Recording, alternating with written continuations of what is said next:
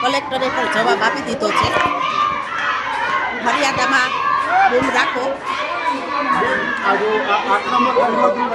કાંઈ વાંધો નહીં.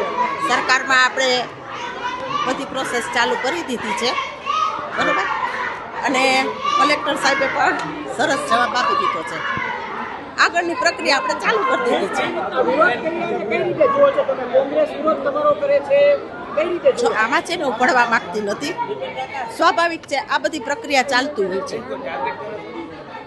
હું આમાં પડવા માંગતી નથી, કોઈનું નામ દઈશ નહીં.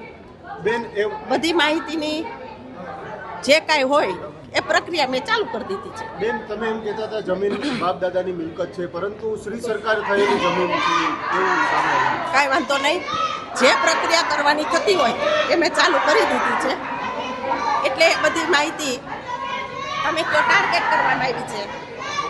આમાં હું કોઈના નામ નથી દેવા માંગતી અને હું પડવા પણ માંગતી નથી. વિરોધ ખૂબ કરવામાં આવી રહ્યો છે, કારણ વિરોધ પક્ષનું કામ છે, વિપક્ષનું કામ છે, એ કરે વિરોધ.